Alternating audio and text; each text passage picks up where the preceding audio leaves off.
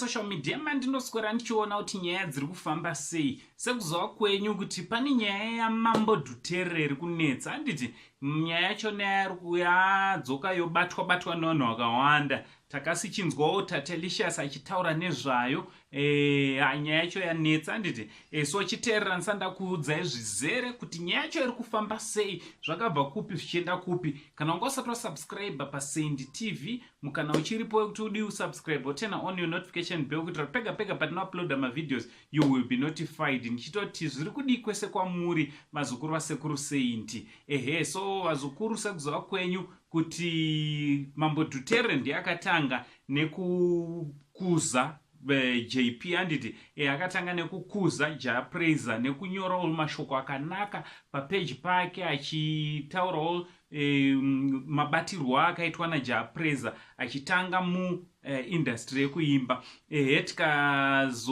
But pane daka ranga riripo pakati pa in fact Tatalicious ane daka rainaro naMambo Duterre. Muchirangarira pepe pakamboita Mambo Duterre interview ari kuNash TV, akabvunzwa kuti unozera anonzi Queen Tatalicious, akati akairatidza kuti haamuzive. Ichi chinova chinhu chisina kufadza Queen Tatalicious, ndo pakabva grudge ravo. So Queen Tatalicious akazoramba otsvaga nyaya dzekuti ange ari anoexposa kana kuti ange ari anonyadzisa Mambo Duterre. Zvisinei akabva awana nyaya yekunyadzisa nayo Mambo Duterre.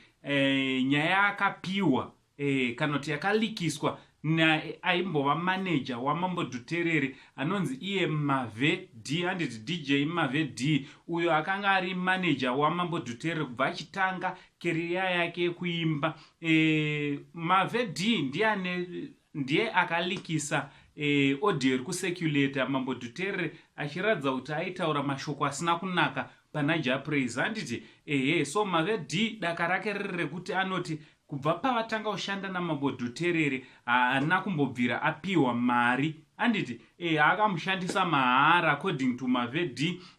Anoti haana kupiwa kana anything, zvinova zvinhu zvinomurwadza. Handiti so akanga achitsvagawo nzira yekuexposa nayo Mambo Duterre. So pakataurika nyaya idzi akabva atomhanya kuna Queen Tatalicious kana kuti akabva alikisa audio yake naMambo Duterre. Ndokuitika kwazvakaita vazukuru. So ndiye munhu ari panapa akalikisa audio.